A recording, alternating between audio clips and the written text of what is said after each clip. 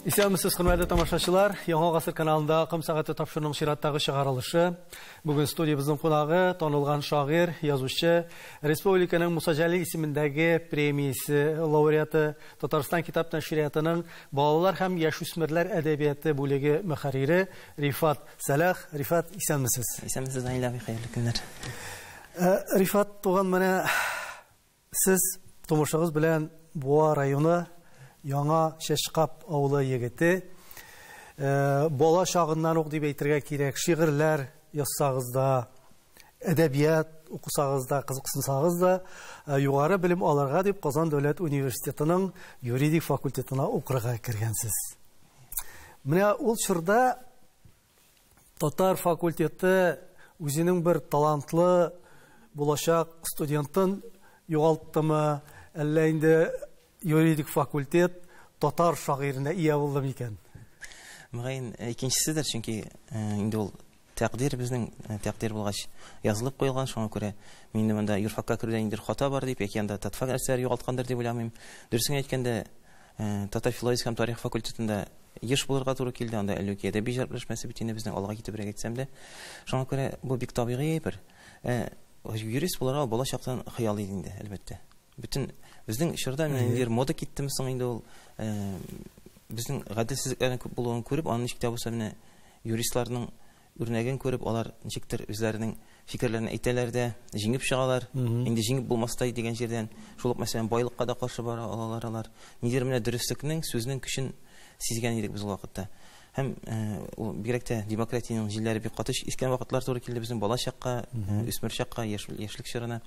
Шуңа күрә бу бик табигый да булды. Минем юрфакка керүем дә һәм дөресен әйткәндә минем өчен бик зур сөенеч. Чөнки мин дә дөньядагы иң яраткан урынымдыр мөгаен Казан университетының юридик факультеты дип уйлаган идем. Ул беренчедән төп бинада да урнашкан, икенчедән нәкъ менә Ленин бабай да шунда укыган бит безнең. Шулай дип әйтәбез. Ләкин чынлап та ул факультет миңа бик күп әйбер бирде.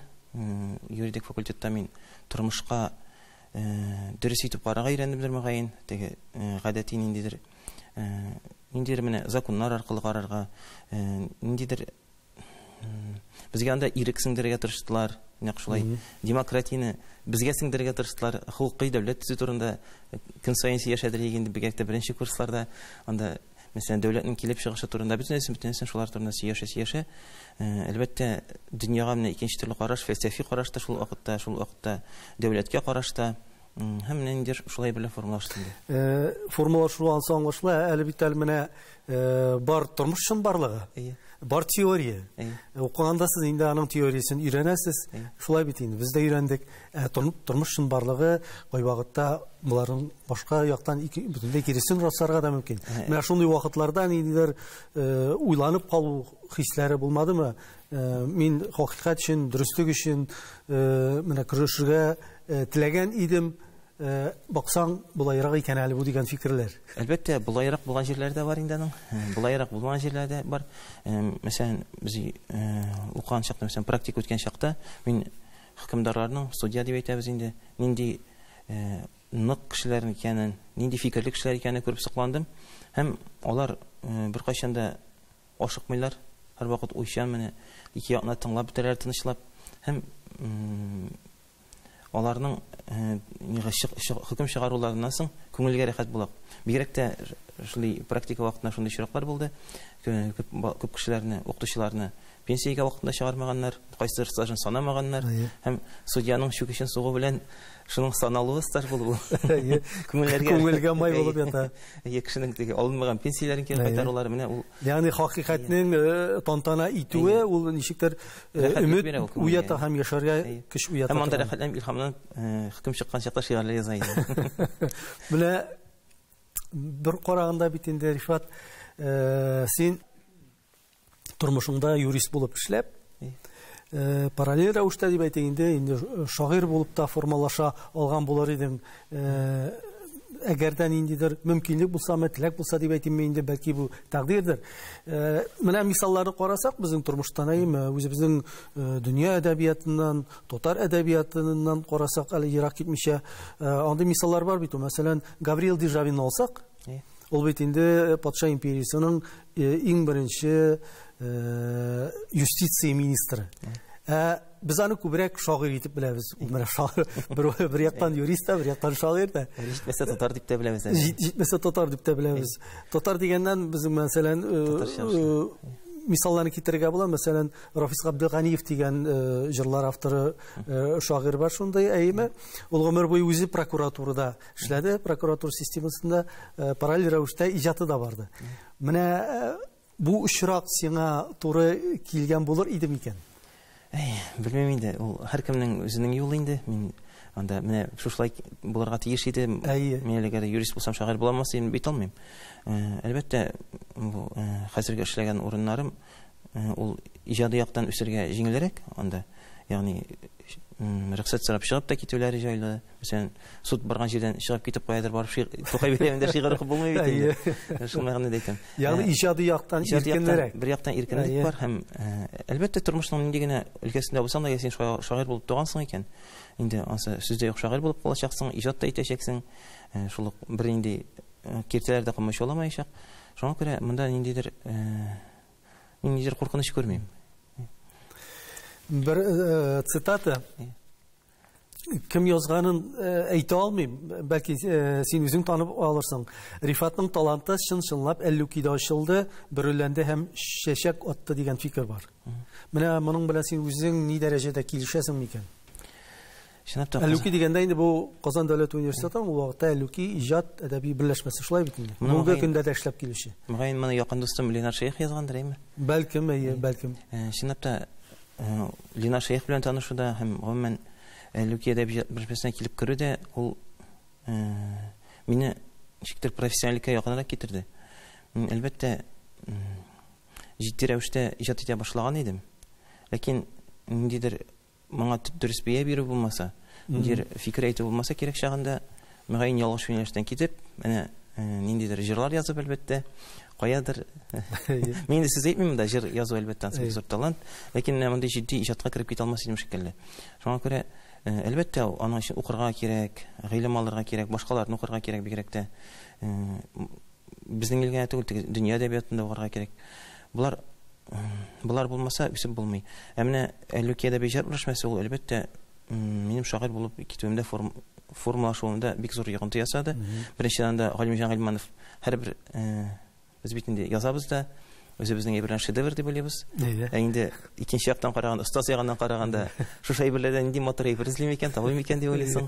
Галимҗан Гыйльманов менә шул кичкенә генә мотор әйберләрне күтәреп, миңа күрсәтеп дип әйтгәндә, миңа башкалар алдында мактап, шушы әйбер барыбер үстереп җибәрә күңел һәм инде ул хаталар да юкка чыккандыр дип уйлыйм инде мөгаен. Әлбәттә хаталамыйча мөмкин түгел, иҗат иткәндә дә, шигырьдә дә, әсәрләр язганда да. Ләкин менә шундый тәҗрибә белән язу, иҗат итү бөтенләй башка әйбер инде. Менә тәҗрибә туплау дигәннән үзең әйтеп киттең бит, менә башлангыч чорында хаталанмас өчен үзеңнең ниндидер юлда дөрес баруыңны билгеләр өчен ниндидер остазларның булуы һәм остазларның булуы кирәк. Аңа да карамастан барбер менә күп кенә иҗат әһелләре, шул язучылар да, күбрәк шагыйрьләр үзләренең иҗатларының башлангыч чорында барбер, мәсәлән, төрле шигъри формаларны сынап карыйлар әйме, төрле экспериментларга баралар. Ялгышмаса, мондый чор синең иҗатыңда да булган һәм менә әле телгә ничектер әйтелешенә дә авыр булган шундый шигъри формалар, диптих, триптихларда язгансың. Менә бу шигырьләрең алар истәме, юкмы? Һәм менә бу мавыгу синең узакка бардымы? Әлбәттә, ул мавыгу әлдә бара. Аллага шөкер, ул барырга тиеш. Менә аны үзең сайлап алып дөньяга чыгара белү, анысы инде икенче мәсьәлә. Әлбәттә, яшь чагында анда ирекле шигырь язып карамаган шагыйрь ул. Инде шагыйрь инде ул. Бүтәнсен язып карарга тиеш, чөнки экспериментлар ул кешенең фикер йөртүен киңәйтә һәм иҗатны күз алуын киңәйтә. Шуңа күрә монда сүз дә юк. Менә мондай яңа төрле алымнар була икән, кемдер яңа төрле яза икән, дә иҗат итә икән, аның кебек язып карарга кирәк әлбәттә. Аның зыяны юк. Сүз дә юк. Аны формалашкач, бер кыйблаң булгач, үз юнәлешеңнән барасың да барасың. Ләкин ул иҗат бит инде, шуңа күрә иҗат. Анда төрле якны кулачласаң, күпме төрле якка кулашласаң, шул кадәр хәерлерәк дип уйлыйм. Яшьлек максимализмы дигән төшенчә бар. Менә иҗатның яшьлек чоры дип әйтәбез, яшьлек максимализмы алар менә бит инде бер тирәдә кавышалар. Менә бу чор яшьлек максимализмы ул синдә дәвамлы булдымы, озак дәвам иттеме ул, барамы әле ул, әйеме? Һәм ул иҗатыңда аның чагылышы булдымы, юкмы? Беренче чиратта яшьлек максимализмы булмаса, кеше шагыйрь дә була алмый дип уйлыйм. Шул без шагыйрьләр һәрвакыт шул үсмер булып, сабый булып кала торганбыздыр инде мөгаен шушы яшебездә дә, ничә генә яшькә җитсәк тә, күңелебез һәрвакыт яшь кала, чөнки аның формулашу вакыты яшь вакытта. Нәкъ менә шул максимализм, бу дөньяның барышы белән килешмәү, нәрсәләр үзгәрткә теләү, шундый кешеләр бит инде шагыйрь була гадәттә. Игътибар итсәк анда, олы шагыйрьләребез дә шулай, алар икенче төрле калыплар белән килеп кергәннәр, шул Рауил абыйлар, Рәдиф каташлар, Рауил Фәйзуллиннар. Алар шуңа күрә Ринат Харислар, шуңа күрә бу әйбер яшьлек максимализмы бик кирәк. Һәм ул гомер буе дәвам итсә тагы да хәерлерәк. Мин моны әлбәттә теге гомуми мәгънәдә дим, нәкъ менә шигырь язганда шушы максимализмны кайталсаң, иҗат итеп була. Әгәр дә инде ул яшьлегеңне югалтсаң, иҗат итеп булмаячак. Ягъни аның синең иҗатыңа тәэсире зур булды дип. Әлбәттә, яшьлек максимализм булмаса, мин болай язмаганда булыр идем. Менә кайвакытта без шундый фикер чыгарга яратабыз, яшьлек максимализмы дигәндә, моны ниндидер тәҗрибә җитмәүгә кайтарып калдырабыз шулай менә. Мин монда яшьлек дәрте дип күз алдына китерәм. Максимализм дигәч беренче чиратта дәрт күз алдына китерәм. Дәрт, кайвакыт менә шундый фикер бар, менә яшьлек максимализм белән авырый, әле аның тәҗрибәсе җитми дигән менә шундый аңа бер фикер нәтиҗә чыгарып куялар. Әлбәттә булай дип әйтергә күпмедер дәрәҗәдә җирлек бар, хаклык бар, шулай бит инде. Әмма мәсьәләнең икенче ягы да бар бит әле диясем килә, чөнки менә нәкъ менә шушы яшьлек максимализмы чоры да ул бит кешелекнең иң матур сыйфатларының сакланган чоры дип әйтәсем килә. Ихласлык, табигый бер катлылык, менә кеше яши олыгая тәҗрибә туплый, шушы сыйфатларны югалта бара түгелме?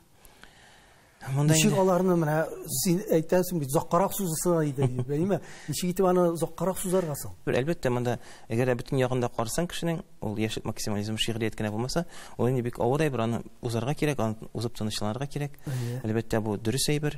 Инде алыгая кеше нәрсә әйтүдән дә шикләнә башлый, гаделлек өчен көрәшми дә башларга мөмкин, мәсәлән. Бу инде сәламәтлеккә дә бәйле дип уйлыйм. Мәсәлән, яшь чагында син бөтен нәрсәне җимерәм дип, мәсәлән, гафу итегез тегетне хулиганнар белән туу урамнан курыкмыйча узасың бит яшь чагында. Алар миннән курыксын, мин алардан курыкмыйм дип, нә шуның кебек. Улгая барган саен кешегә тынычлык кирәк. Кеше теге ниндидер юкка барга сикерәсе килми башлый, чыгасы килми башлый. Һәм шуннан соң табигый ки ул яшьлек максимализмда югала бер яктан, ләкин аны күңелдән бөтенләй онытып ташларга ярамый. Нәкъ менә күңелдә, шигъриятта, әгәр дә син миңа иң шамаган сүз, син бу дөньяны үзгәртә алмыйсың диләр. Син анда бер тарыдан бутка пешмәй дигән сүзләр бар инде, ул бик еш андый сүзләрне ишетергә туры килде. Ләкин безнең шигъриятның принцибы ул башка, шагыйрьләрнең принцибы ул башка. Аның принцибын Назим Хикмәт әйткән: мин янмасам, син янмасаң, без янмасак, ничек чыгар караңгылык яктылыкка дигән. Нәкъ шулай. Әгәр дә без шушы дөрестлек өчен көрәшмәсәк, үзебезнең милләтебез язмыш өчен көрәшмәсәк, без әгәр дә шушы агым уңаена гына йөссәк, гомумән безнең татар халкы ул шушы яшьлек максимализмны саклап инде дип әйтик. Саклап калсак, ул чиракта без саклана алабыз. Әгәр дә инде без күңелебез белән биреләбез икән, оттырабыз икән, яра улыгайдым мин нәрсәгә йөрим инде мин анда дип туктап калабыз икән, ул чиракта инде гафу итегез, әкренләп рухи яктан да юкка чыгып барабыз дигән сүз. Менә biz инде күпмедер дәрәҗәдә шагыйрь, язучының ниндидер сыйфатларына кирип киттек, әйме? Язучы, шагыйрьнең сыйфатлары дигәндә, аларга бит күпмедер дәрәҗәдә дуамаллык та, бунтарлык та хас. Һәм ул шулай булырга тиештер дә, яхшы мәгънәсендә шулай бит, әйме? Моны без язучылар берлегенең сайлауына гына килеп карабыз, рәис сайлауларына. Анда менә язучыларда шул демократия да бар бездә. Анда күренә дә бар, бунтарлык һәм дуамаллык. Әлбәттә. Шуңа күрә анда беркем дә югалып та калмый, анда һәр турында җитәкченең үзенең йөзенә бәреп әйтү дә бар. Ул бер яктан бик әйбәт әйбер, чөнки җитәкче шул җаваплы кеше. Аңа тәнкыйтьне әйтеп тормасалар, ил алга китә, ил артка китә, оешма артка китә, яки башка әйбер. Шуңа күрә менә бу яктан әлбәттә язучылар берлеге ул демократияның үрнәге дип әйтергә була. Һәм шулай булсын иде ул киләчәктә дә. Шахсан минем үземнең сезнең җыелышларда булганым юк, әмма менә дуамаллык, бунтарлык дигәндә минем күз алдыма шундук Туфан ага Миннуллин килеп баса. Аның менә трибуна артындагы чыгышлары, аның әйткән сүзләре чын мәгънәсендә менә шушы сыйфатларга туры килеп тора иде ул. Менә Туфан абый кебек шәхесләр булганда, нәкъ менә бер тарыдан да бутка пешә иде, чөнки ул бер сүзе белән башкаларның да фикерләрен үзгәртә ала торган кеше иде. Менә шәхсән синдә Рифат менә бу сыйфатлар дип әйтәгәйме, алар ни дәрәҗәдә бар һәм синең шигырыңнан нәрсә сине чыгара ала? Шигырымнан чыгара торган әйбер ул әлбәттә гаделсезлек. Алла сакласын, инде андай әйбер төзеп булмый. Һәм андый сыйфатлар бармы юкмы икән, анда башка кешеләр хәл итә, аны дусларым әйтер, бәлки андый үзеңә бер объектив биреп булмый. Мин шундый микән юкмы икән, әлбәттә шундый булырга тырышабыз, әлбәттә Туфан абый ул безнең өчен үрнәк шәхес буларак та дип әйтәк инде. Шулай үз фикереңне әйтергә дә кирәк, әлбәттә, ләкин аны да белеп әйтергә кирәк. Мин мәсәлән шул дипломатияны сакламыйча, әлбәттә кайчаганда саклап тотырга кирәкмидер, ләкин дипломатияны сакламыйча ниндидер теге кара каршы гына баруны дөрес дип санамыйм. Әлбәттә бөтен нәрсәне уйлап, кайсы җирдә нинди сүз әйтергәсеңне уйлап эшләргә кирәк дип саныйм мин.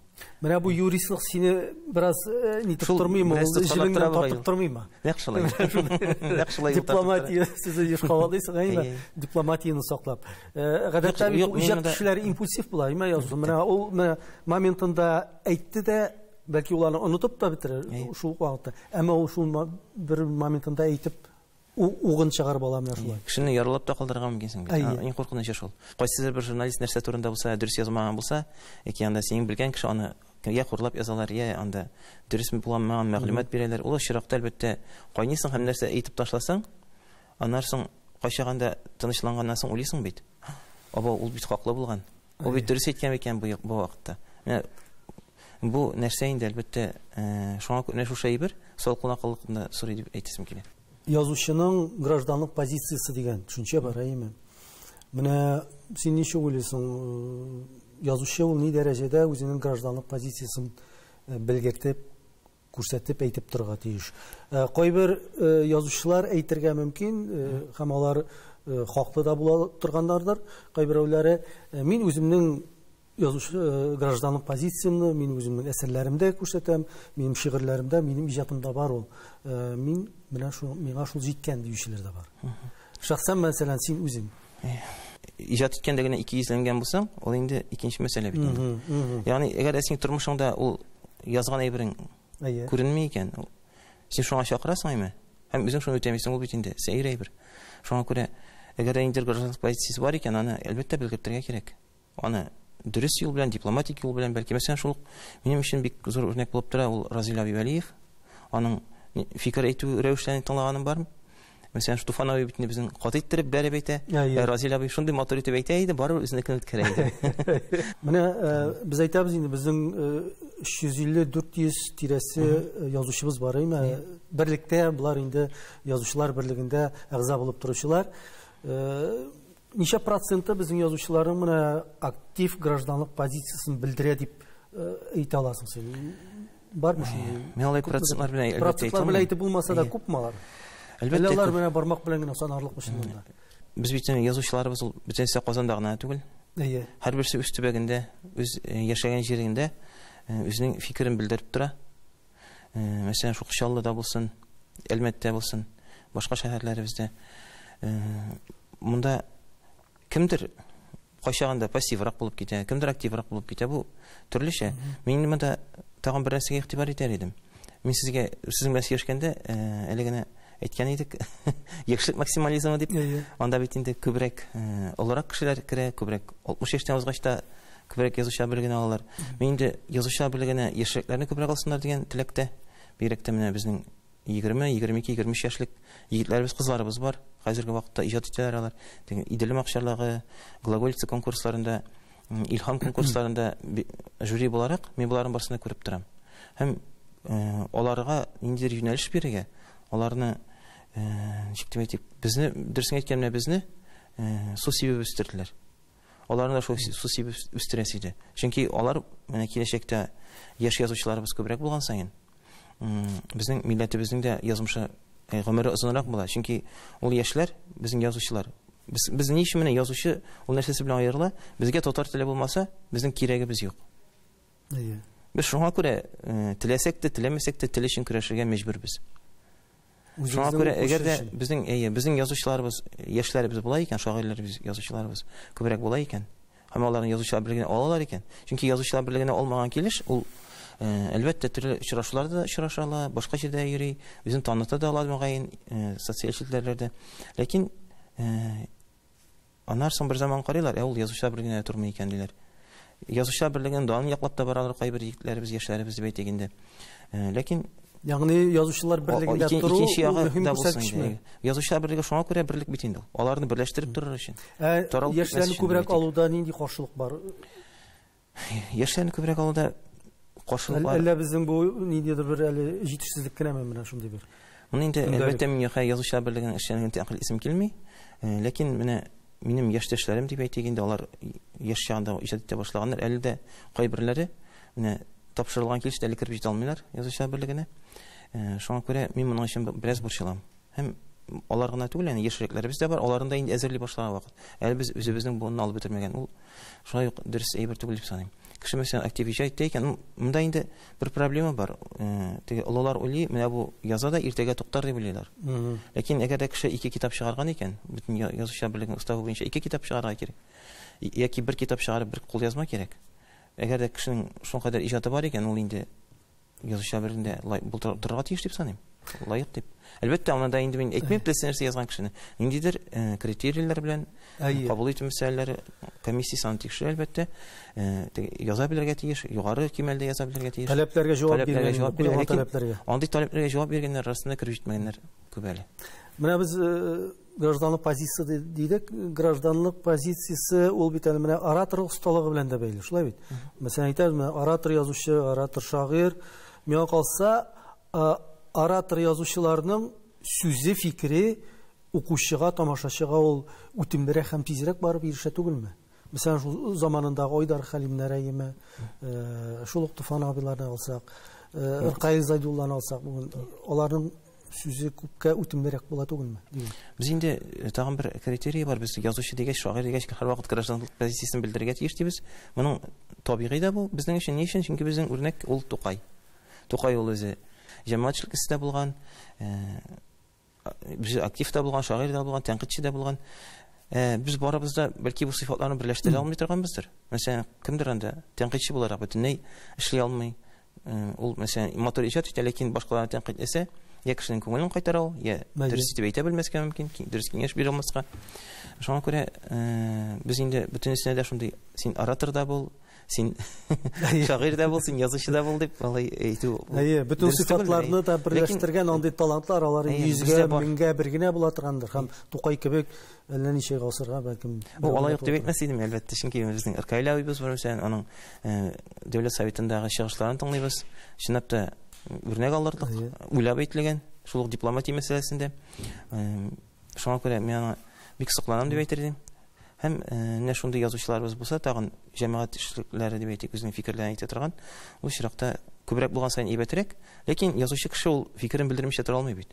Әгәр дә ул шушыңа ышанган икән, шушы милләт өчен көрәшә икән дип әйтик, милләт өчен яза икән, иҗат итә икән, ул әлбәттә уйлаячак. Ул иң кимендә әгәр дә берәр ошамаган нәрсә булса, күңеле төшеп булса да кайтып китәчәк. Менә Рифат, шуны сорыйм әле. Син әйтеп киттең, менә бүген Иркай абый бар дип, әйдә Иркай Зайдулла бар. Менә андый оратор язучыларыбыз безнең чагыштырып караганда, мәсәлән, шул ук 15-20 ел элекке чор белән име, аларның саны кимүгә бара түгелме? Монда инде әлбәттә яшьләр арасында менә ничектер бик ассызыклап әйткәндә, бик андый ялтырап торган ораторларыбыз күренми кебек. Әллә мин ялгышаммы? Язучылар берлегенә яшьрәк чакта алган саен кешенең сөйләү таланты да арта. Ни өчен әйтәм мин аны, алар белән язучылар белән аралашырга кирәк. Мәсәлән, шул хәзер Аллаһка шөкер, сезнең янда яшәп утырам. Ләкин беренче чор иҗат иткәндә 17-18 яшьләрне хәтерлим. Бу абыйлар ничек болай сөйләп бетерәләр икән, озын итеп сөйләп бетерәләр икән, каян сез табалар икән булар дип аптырый идем. Миңа инде ул вакытта чыгыш ясаганда, миңа әйтәләр шигырь укы дип. Күбрәк шигырь генә укы, син сөйләмә дип әйтә. Һәм мин рәхәтләнеп шигырь укый идем. Сөйлисем дә килмәй иде минем, чөнки шигырь укыйсы килә. Алар шигырь укымыйлар иде, шигырь укымыйча да шигырьгә сүз белән сөйләп кирип китәләр иде кайчан. Шигырь карардан тып. Шуңа күрә бу әлбәттә тәҗрибә белән килә. Монда тел тәҗрибәсе дә, фикер әйтүнең үрнәге дә булырга тиеш. Шул мәсәлән Аркадий абыйның чыгышын тыңламыйча кемдер өйрәнә алмый үзеннән үзе. Яки анда башка кешеләрнең чыгышын тыңламыйча.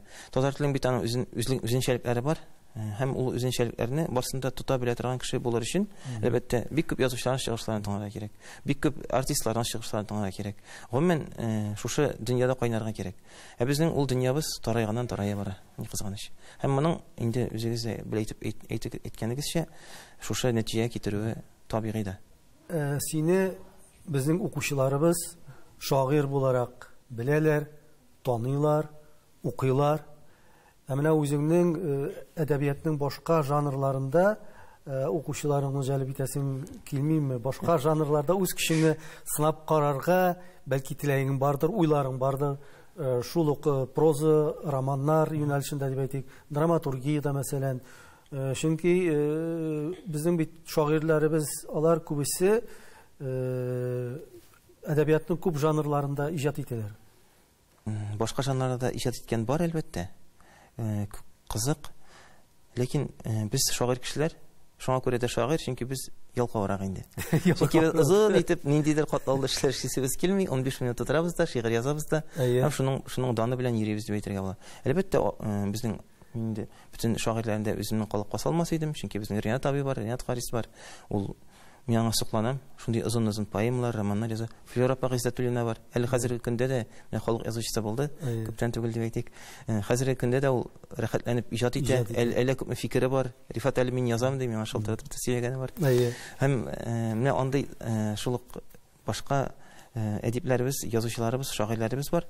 Һәм бүтән шагыйрьләр дә алай түгел, ләкин без шагыйрьләр менә барыбер әйттек тә фикерне, котылдык менә без. 15 минутта язып аттык. Рәхәт булып китә, инде син дөньядагы иң кирәкле фикерне әйткән кеше булып тоясың үзеңне. Ярый әле язганмын дисең. Шуны аны укып, аны яңадан уку процессы ул күбрәк тә китәдер әле. Аны бер 4-5 мәртәбә укып чыгасың. Аннан соң инде бер заман тынычлангач кимчелекләре күренә башлый, кимчелекләрен төзәтәсең. Менә шундый процесс инде ул шигырь. Әмма шундый башка жанрларга күчәр өчен әлбәттә тәҗрибә кирәк. Менә хәзер ул тәҗрибә тупланып килә. Аны инде 15-16 яшьләрдә әлбәттә андыйлар да бар безнең, хикәя язучыларыбыз да бар, төрле конкурсларда күреп торабыз. Ләкин ул жанрга кирип китү авыррактыр. Менә зур бер 30 яшьләргә җиткәч, 40 яшьләргә җиткәч бигрәк тә шушы проза өлкәсенә дә һәм драматургиягә кирип китү нияте бар. Һәм аның өчен тәҗрибә дә кирәк, һәм үзеңне сынап та карарга кирәк. Ничек килеп чыга бит әле? Менә игътибар иткәнем бар синең биографияда бер үзенчәлеккә. Синең шәхси тормышыңдагы ниндидер үзгәрешләр иҗатыңа да тәэсир итми калмый дигән фикер туды. Мәсәлән, син хаҗга барып кайтканнан соң дини темаларга җырларың, шигырьләрең күбәеп китте кебек. Менә бу табигый хәл дип син аны бәялисеңме?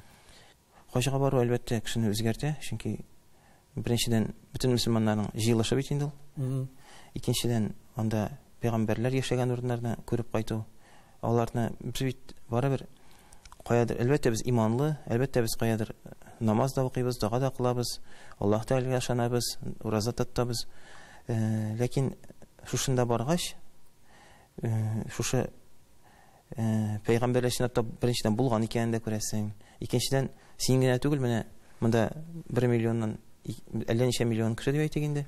Алар барсы да шушы юнәлештә яши, шушы фикер белән яши дип әйтик инде. Шуны белүең һәм әлбәттә тагын иң зур әйбер ул да булса хаҗда вакытта безнең дуаларны Аллаһ Тәгалә кабул кыла. Әгәр дә Аллаһ Тәгалә синең дуаңны бөтен теге безнең әлбәттә хәзер миңа нәтиҗәләрендә күрәм, ул дуаларны кабул булган. Шушы нәтиҗәләрне күргәннән соң Аллаһ Тәгалә синең дуаларны кабул итә шунда ук һәм син дә шушыңа лаеклы рәвештә яшәргә дә тиеш дигән фикер туа башлый. Чөнки Аллаһ Тәала сиңа бит күпме бүләк бирә. Булай да безгә биргән инде. Хаҗга баргач аны тагын да күбрәк аңлыйсың. Һәм шушының өчен, шушы нигъмәтләр өчен шөкер итеп яшәү нияте ул тагын да арта торгандыр. Һәм бу арту синең иҗатыга чагыла. Әлбәттә, ул инде аннан соң ул бит икенче ягы да бар. Анда баргач ничек икән дигән сорау да бар бит кешеләрдә. Анда баргач да мин бер яктан кызык булды. Шундый хисләр кичерәсең икән. Әлбәттә инде үзгәрешләр бар, ләкин барыбер инде 2010 елда да әлбәттә яшьлек инде 23 яшьлек чагымда бардым янда. Шуңа күрә тагын бер үзгәреш булды юлда булса менә шушы сакалны Аллаһка шөкер хаҗдан беле саклап тора. Хаҗдан кайткан сакал белән инде. Шул Аллаһка шөкер. Чөнки бер үзгәреш кичерә ишәмсә инде. Ул бит сакал өстен тагын бер кызык ягы бар. Булай гына торганда сакал үсә башласа ул ямьсез була. Менә кеше күрмичә тора син бер ай буе хаҗда инде әйбәт кенә үскән була ул. Не Рифат, син диндә, син шәригать кушканча яшәргә омтыласың, аның таләпләрен үтәргә омтыласың. Менә бу тормыш дип әйтик, һәм син бер үк вакытта иҗат кешесе. Ул синнәгә иҗатыңны шикләмиме? Иҗатыңны дип әйтү монда дөрес булмас, бигеме хисләреңне шикләмиме? Мәсәлән, шигърият бит ул хисләр ташкыны, шулай бит. Бигрәк тә мәхәббәт лирикасын алсак инде. Менә андый әйберне син үзендә сизмисеңме? Менә монсы ярамый бит әле, монсыннан тыйылыбрак торга, бу сүзне монсы белән алыштырыйм әле дигән уйлар килмиме язганда? Юк, Аллаһка шөкер андый уйлар килми. Беренчедән, иҗат ул шикләнгән вакытта әйбәт дип әйткән идем бая, чөнки шикләнгән саен аның үзеңнең талантыңны тагын да күбрәк күрсәтергә була. Икенчедән, иҗат менә бу ул дин таләпләре бит алар безне бөтенләй теге каядыр ниндидер бер җиргә китеп, бер җирдә ябылып кына ятырга кушмый. Син яратырга да тиеш, әлбәттә. Мәхәббәт турында да мин берсенә шигырьләрне баш тартмыйм. Әлбәттә, ул ниндидер кешенең күңеленә ташкын бар икән, нигә аны язмаска? Бәлки башка кеше дә шуны укып тынычланып, рәхәтләнеп китәр. Иң мөһиме инде бузыклыкка чакырырга ярамый. Ул безнең дин булганга гына түгел, аны әдәбият үзендә, әдәбият бит ул әдәп сүзеннән, шуңа күрә әдәпсезлеккә чакырыла икән ул инде. Ул икенче төрле сүз белән атала, әдәбият дип аталмый ул. Шуңа күрә безнең кайбер язучыларыбыз, теге халык арасында популяр булган язучыларыбыз бар, аларның кайбер әсәрләре шул әдәбияттан чыгып китәләр, чөнки аларда теге начарлык җиңә дип әйтик инде. Шул вакытта әдәпсезлек эшләп йөри дә, аннан соң бәхетле була. Алай мөмкин түгел бит ул. Алай булмый бит ул дөньяда. Синең бер китабыңны редакторлаганда, синең инде хезмәттәшең элекке язучы Газинур Мурат, ялгышмасам, Ак фәрештә китабын редакторлаганда, бу китабыңда хулиганлык җитми дип әйткән. Нәкъ шулай әйтте, шулай. Бу аның бу фикере миндә берникадәр менә шундый уйларга мәҗбүр итәйме? Ни өчен булай дип әйттем икән дип. Мөгаен инде ул шигырьләрнең истәлегенә карата әйтелгән сүзләр. Әмма мин менә мәсьәләгә икенче яктанрак килеп карарга булдым. Мәсәлән, синең буын шагыйрьләр, язучылар әйеме? Шул ук Рөстәм Галиуллин, Ленар Шаих, Фәнил Гыйлаҗев, Булат Ибраһим Хәлул яшьрәгеме? Юк, без бер яшьтә инде. Бер яшьтә. Сезнең шигырь шагыйрь язучылары аеруча итәгатьле һәм шиктан тыш дөрес дип әйтимме менә. Әйеме? Әгәр дә шул Газинур Мурат чоры белән чагыштырсак, аерма зур. Менә син аны үзең сизәсеңме? Менә хулиганлык җитмәү дигәндә, ул бит инде аны Газинур Мурат яхшы мәгънәсендә әйткән сүзләре. Менә ул шур белән чагыштырганда, Газинур Муратлар, Ләисләр белән чагыштырганда, таңгымна Ләбиб Лероннар, Зөлкарнәйләр белән чагыштырсак, Зөлфат Хәкимнәр шуры белән бер буын әйме, һәм сезнең буын. Мин нинди менә шун мәгънәсендә хулиганлык җитмәгәнне күрәм шикелле. Безнең Аллаһка шөкер Илгизәниев бар. Хәлләнеп иҗат итә ул Зөлфат Хәкимнәр дип әйткәч. Без ничектер шул чынлап та уйлап куям, кара әле әдәпле булган икән без дип. Бу әлбәттә инде. Теге иҗат кешесе өчен шиктан тыш теге дөрес булу, ничектер кабул ителеп бетми кебек ул менә. Моның сәбәбе бер генә дип уйлыйм мин. Сәбәп нәрсәдә? Без күбрәк Без күбрәк авыз ачу мәҗлесләренә җыелабыз, ифтарларга җыелабыз. Менә шулдыр аның сәбәбе. Диннең йогынтысы. Шулай дип әйтергә була. Инде монда әйтәсем килми, алар ничек җыелган турында. Шулай да менә ул чорда дөресен әйткәндә, ул менә иҗат иткәндә без бит инде шәрык әдәбияты буларак, мәсәлән, безнең Кол Галиләр, Кол Шәрифләр дип әйтгәндә, шушы чорга кадәр иҗат иткән анда башка шагыйрьләребез, алар барсы да беренче чиратта Аллаһ Тәгалә мактап башлаганнар, һәм аларның иҗатлары бүгенге көнгә кадәр килеп җиткән. Инде бүген теге совет чорында аларга инде Көнбатыш әдәбияты тәэсир итеп әйтгәндә, Көнбатыш культурасы, шул мәсәлән, Хәмерүши культурасы да әйтгәндә үз сүзе белән ул да килеп кергән, һәм алар әлбәттә индидер шул әйбер белән берләшеп, ул безнең әлбәттә алар иманлы булып, теге шигъриятта иманлы булып калганнар дип әйтәсем килә. Ләкин шушы әйбер барыбер ихласлыкны бетергән шикелле. Мәсәлән, әйткән идем, язганы белән гамәле туры килми дип. Шуның кебек ул чорда әдипләр миңа гаепләп әйтәсем килми, чоры шул булган, ләкин бүгенге көндә Аллаһка шөкер безнең бигрәк тә Казан шәһәрендә үзебез күреп торабыз. Хәләл индустрияның үсүен, хәтта инде хәзер хәләл рассрочкалар бар, хәләл кредит дип әйтеп булмый инде ул хәләл булгач. Шундый әйберләр бар. Шуңа күрә менә хәзер безнең чор, без шушы чорның чагылышы. Сезнең менә бу ике арада, менә бу ике буын арасында менә бу мәсьәләдә бәхәсләрнең булганы бармы, юкмы? Юк, менә үзегез язучылар берлегендә очрашабыз дисез, анда бит бөтен буын язучылары килә. Анда менә бу мәсьәләләр әзрәк чагылыш табамы, юкмы? Мин инде башкалар турында әйтә алмыйм. Карашлар дип әйтик. Анда мәсәлән хәмер әйбер булса, без инде чыгып китәргә тиеш. Безнең динебез буенча аны кешеләр аңлап та бетермәй. Юк, әле мин хәмер мәсьәләсендә дә әйтмим. Мәсәлән, шул иҗатта хулиганлык мәсьәләсендә әйтәм. Менә сезнең анда ул буын әйтергә мөмкин, сезнең иҗатыгызда бүген менә шушы бу җитенкерәми, менә шундыйрак бераз яхшы мәгънәсендә хулиганлык җитенкерәми. Бу укучыларга кызыксызрак, укучылар менә шул яктанрак җәлеп итәргә кирәк дигән фикерләр булырга мөмкин. Аңладым. Әлбәттә безгә алар безнең остазларыбыз, алар әйтәләр икән, без аны кабул итәбез. Беренче чиратта генә миңа Газин Раби әйтә икән, хулиганлык җитми дип. Әзгенә хулиганрак булып язып карарга кирәк, сездә юк. Бөтен әйтегез, үзебезне шикләп язабыз шикелле. Иҗатта бит шикләнеп тә бетеп булмый, үзенә үзе языла. Икенчедән, алар белән аралашканда, иҗат ул безнең өчен дә, алар өчен дә бер төрле. Ничек дип әйтим, безнең өчен дә иҗат культы, алардагы иҗат культы шикелле. Ягъни аларның да беренче чиратта иҗат итү булса, безнең дә. Һәм без аларны аңларга тырышабыз, без аларның шәкертләре, без аларның дәвамчылары. Шуңа күрә мин монда аларны шикләп, юк, булар хулиган булган, без мондый тәртипле булган дип алай аера алмыйм. Чөнки һәрбер кешенең иҗатында тәртипсезе дә бар, тәртипле шигыре дә бар, төрлесе, теге тәртипле булган әсәре дә бардыр. Ул төрле булырга тиеш кешенең иҗаты. Әгәр дә сиңа хулиганлык җитми дигән, демәк хулиган булып язып карарга кирәк. Әгәр дә сиңа анда әдәп җитми дисә, әдәпле булып язып карарга кирәктер бәлки. Менә шундый әйбер инде ул. Без аларның тәнкыйтен кабул итәбез. Бүгенге көндә иң яхшы китабым мөгаен Ак фәрештәдер дигәнсең. Менә шул вакытта иң яраткан китабым дип син барбер Яшел ай китабын саныйсың булса кирәк. Ничек менә шулай килеп чыкты? Иң яхшысы Ак фәрештә, иң яратканы Яшел ай. Бу әлбәттә үз китапларыңа алай аерым бәя бирү инде ул. Теге бик объектив түгел. Балалар барсында бер тигез була дип, бер тигез яратасың дип әйтәләр. Әмма ләкин барбер аерганы була инде. Бу чиракта аерым, чөнки иҗат бит ул үсеш чорында, үсештә бара дип әйтик инде. Беренче китап чыккандан да бер төрле үсеш дәрәҗәсендә буласың, әле үсмер, әле анда миңа 20 яшькә тулган иде, шул беренче китап чыккан вакытта. Икенче китап чыкканда инде нәкъ менә шушы яшьлек максимализмы да бар, һәм инде ниндидер бер иҗади тәҗрибә дә бар.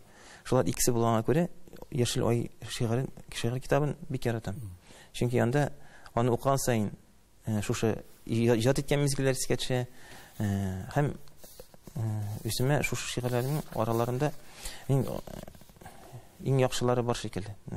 Дөресен әйткәндә, камил шигырь бар дип әйтеп булмыйдыр инде, ләкин менә мин шулай беләм, кайбер шигырьләрем алар дигән шиктер камиллеккә ирешеп бетмәгән, ләкин кайберләре камил. Менә беренче камил шигырьләрем бар дигән китап, шигырьләр ул әлбәттә Яшел ай китабында. Шигырь турында инде без күп сөйләшәбез, Рифат. Бер шигыреңне дә укып китсәң, без бик рәхмәтле булыр идек. Булгарым дигән шигырь, нәкъ менә яшьлегемнең бер өлеше. Нәкъ менә шушы Яшел китабына кергән шигырьләрнең берсе, иң яраткан шигырьләрнең берсе. Аны инде хәзер Ильяс Халиков җыр итеп тә җырлый. Шул шигырьне укып бетермәм. Булгарым. Тәүге күргән сыман каршылыйсың. Бар иде монда булганым. 1000 еллыклар, гасыр, чырлар аша сиңа кайтып барам, булгарым. Дәва эзләп синең җиргә киләм. Сыкрый калса җанда иманым. Һәр ташыңны, сулышыңны тоеп сиңа кайтып барам, булгарым. Күңелемә төрәм аклыкларын, идел өстен күмгән томанның, томаннарны, дулкыннарны йырып сиңа кайтып барам, булгарым. Милли кыяш төнгән чакларда да Болгар җиле, рәхмәт, тынмадың. Милләтемнең җан тибешен тоеп сиңа кайтып киләм, булгарым. Рәхмәт. Ифат менә бу синең шигырьнең язылу кыйссасын әйтеп үтим. Бу шигырьнең язылуы шулай булды. Шиктер Ркай Зәйтуллалар белән, Газинур абыйлар белән һәм шул Актар Рүзәл Мөхәммәтшин белән бергәләп Болгарга киткән идек. Анда чыгыш ясарга кирәк иде. Шигырьгез бармы дип сорадылар. Мин шунда утырып 15 минут эчендә дип әйтик инде. Шушы шигырьне яздым һәм нәкъ менә Болгар рухы белән сугарылган шундый рәхәт шигырь. Беренче хисләр һәм шигырьдә инде урын ала. Шунда ук. Иҗат турында күп сөйләштек. Син бит әле менә китап нәшриятының мөхәррире һәм олай гына да түгел, нәкъ менә балалар һәм яшүсмерләр әдәбияты бүлеге, әйеме? Менә әлеге бүлек һәм балалар әдәбияты дигәндә цитатыңны китереп үтәм баштан ук. Безнең балалар әдәбияты түбән дәрәҗәдә әле дә ничек яши дип уйлап куясың дигәнсең син бер интервьюңда. Бу ничәнче елда әйтелгәндер. Шулай да балалар әдәбияты дигәндә төрле фикерләр яңгырый. Язучылар да аз, балалар әдәбиятына игътибар да җитми дигән чорлар да булды. Бүген кыскача гына ничек бәялисең балалар әдәбияты бүген? Син мөхәррир буларак нинди дәрәҗәдә ул? Без беренче чиратта нәшрият тарафыннан бик яхшы дәрәҗәдә, чөнки без һәрвакыт балалар китабына бездә ихтыяҗ бар. Без балалар китабы алып кисәргә чыгарга ашыгабыз. Безгә әкиятләр кирәк, безгә балалар өчен шигырьләр кирәк, безгә балалар өчен кичкенә хикәяләр кирәк. Яшь авторлар бар. Яшь авторлар да бар. Үзебезнең менә Салават көперләрендә, ялкыннарда чыгып иҗат иткән үзебезнең яшьтәшләр арасында да бар әлбәттә. Шул әсәрләрдә керә. Монда инде төрле яклап карарга була, ләкин балалар әдәбиятының нәкъ менә Шәүкәт Галиев шикелле авторларыбыз юк хәзерге көндә. Юк дип әйтергә буладыр. Рубик Мин шикелле авторларыбыз юк. Шундый bizlərinin күңелләрен биреп, һәм осталыкларын чарлап иҗат итүче авторларыбыз бик аз. Шул ук мәсәлән Йылдыз, алар бармы исән була. Йылдыз апа бар, Йылдыз апа Шәрәпова дип әйтгәндә. Бар Линар Шәйх, бар Рәхимә Арсланова, бар менә башка Зинаида Захароваларыбыз. Ләкин чын мәгънәсендә менә шундый авторларыбыз миңа әз булу бик борчый. Моның сәбәбе нәрсәдә микән? Шыры шундый маның, ягъни әле талантлар, андый талантлар менә Шәүкәт Галиев кебек талантлар. Безнең тарафтан менә иң кызыгы шунда, безнең тарафтан игътибар зур, ләкин таләпләр куя башласаң менә ул шигырьләргә, хикәяләргә булсын, алар кайчаганда менә безнең канәгатьләндереп бетерми. Аннар мин шушы уй белән үткәнгә борылып караган идем. Мин бу фикерне әйткән чакта әле үткәнгә борылып карамаган булганмын ахыры. Чөнки мәсәлән шул элеккерәк шагыйрьләрен, язучыларын без бит янына чыгарабыз. Карыйсың, туктале бу абыйның яки апаның бу вакытта шигырьләре бик зәгыйф икән, зәгыйфләре күп икән, карыйм әле искеләрен дип. Искеләрен карыйсың, искеләрне шул син зәгыйф дип санаганнарны кертеп, чыгарып, таләпләр бәлки түбәнрәк булгандыр вакытта. Хәзер инде менә бәлки минем генә таләптер, бәлки мин артык усалдыр. Ләкин менә шушы югары кимәлне тотып иҗат итә алсалар иде. Ярамаган тагы балачага дигән фикер юкмы язучыларда? Онсы да бар шул. Ярамаган тагы балачага да үзләре алар уллар өчен матур язалар, кызык язалар. Шул ук мәсәлән Шәмсия апа Җиһангирова да бездә китап чыгарды. Ул минди балалар әдәбияты булай катлаулы дип белмәгән идем дип шундыйрак фикерләр әйткән иде. Чынлап та Шәмсия апа бит инде ул безнең уллар әдәбиятында инде азап ярган шагыйрә дип әйтгән талантлы, танылган, сәләтле. Ләкин менә шушы балалар әдәбиятында әлбәттә шигырьләр бик матур булды, дөрес булды. Ләкин аның өчен менә бергәләп эшләгәндә ул шундый нәтиҗәгә килде. Балалар өчен менә русларда шундый бер әйтем бар, балалар өчен шулай язарга кирәк, ләкин ике тапкыр яхшырак дип әйтә. Һәм бу чынлап та дөрес икән. Мин аны башта дөрес әйткәндә үзем дә менә мин кешене тәнкыйтьләп утырам. Үзем дә китап чыгарганда шигырьләремне җыйдым. Юк, менә дөрес әйтергә кирәк. Ике шигырьнең берсе балалар өчен язылып, ниятләп әле ул ышанып язгансың. Ике шигырьнең берсе кимендә аларны сызып атырган кирәк. Аларны балаларга укып булмый. Шулай бер-беренә аралашып анализ эшләгәндә, ахыр чиктә әллә күпме шигырьне яңадан язырга туры килде үземә. Үземнең шул 32 битлек китапны чыгарган дип әйтгәндә, әллә күпме шигырьне яңадан язырга туры килде, әллә күпмесен төшереп калырга туры килде. Мөгаен балалар язучысы булыр өчен балалар язучысы булып туарга кирәктер дип. Менә Роберт Табинның мәсәлән. Дигән фикергә килә башлады. Роберт Миндулин мәсәлән әйтә алмыйм алай. Аның бер шигырендә сызасы килми. Бигрәк тә балалар шигырен, аның Шәүкәт Галиевның булса, аның алар бит эшләнеп беткән. Алар шушы тормыш белән яшиләр, шул тормыш белән иҗат итәләр, шул тормышта яшәп. Менә барыбер катлаулы жанр икән. Әлбәттә безнең монда хәзерге вакытта Ленар Шәйх бар. Ул инде безнең Андерсон премиясендә алып кайтты, Роберт Абилар кебек, Шәүкәт Абилар кебек, Рафаэль Абигазизовлар кебек. Менә шуңа күрә балалар әдәбиятын, бәлки шул эчтән тирәнтен белгәнгәдер, ул мәсәлән, кеше мотор әдәбият белән шөгыльләнсә, мотор әдәбиятны укыса, хәзер мотор әдәбият юк дип әйтер иде. Чөнки без бит әле редакторның мөхәррир булганда шундый бер спецификасы, үзенчәлеге бар. Ул да булса, без аның теге чистартылганчы күрәбез. Менә теге онны иләгәнче, әйберне чистартканчы без иң пычрагын күрәбез. Шуңа күрә дә бәлки безнең шундый хис туа торгандыр. Моны инде шуның белән аклыйсым килә. Бүген Рифат Сәләхнең бу китап бастырырга яраклы дигән мөхәрен алу ни дәрәҗәдә катлаулы. Менә син әйтеп киттем бер дикадәр генә, бәлки мичектән тыш артык кырысрактыр, усалрактыр дип. Бу нәрсәдән килә? Үз-үзеңә таләпләрнең зур булуыннанмы? Бу бигрәк тә монда бит инде без балалар әдәбияты дигәч, беренче ярдә балаларны уйлыйбыз. Ул балалар безнең бит инде аларга мотор, иң моторын гына бирәсе килә, иң яхшысын гына. Бигрәк тә мин ул китапларны чыккач бит үзем өйгә алып кайтып үзем укыйм балаларга. Я хатыным укый. Аннан соң анда бит ул тагын да күбрәк кимчелекләре күренә. Менә ул кимчелекләрне шушы укыган чорга калдырмыйсың иде. Безнең төп максатыбыз шул. Шуңа күрә таләпләр дә зуррак. Әгәр дә мәсәлән анда ниндидер бер Аллаһына абый, аныклары да юктыр мәсәлән аның балалары да үсеп беткәндер. Андый кеше бәлки ул күп кенә шигырьләрне үткәрер дә иде. Чөнки аның җавабы булмаячак балалар тарафыннан. Син инде кичкенә балаларың булган килеш бу әйберне караганда тикшергәндә әлбәттә усалрак та буласыңдыр. Тормыш үзе таләп итә моны. Шулай бит тормышның барлыгы. Рифат, бик зур рәхмәт синең менә шундый эчтәлекле әңгәмәң өчен. Сиңа инде иҗат уңышлары теләп калабыз һәм безнең балалар әдәбиятында балаларга бары тик моторы, эчтәлеклесе, бары тик инсафлы, балаларда якты мотор хисләр уята торган гына әдәбият булыр дип ышанып калабыз. Рәхмәт. Рәхмәт сезгә. Рәхмәт сезгә.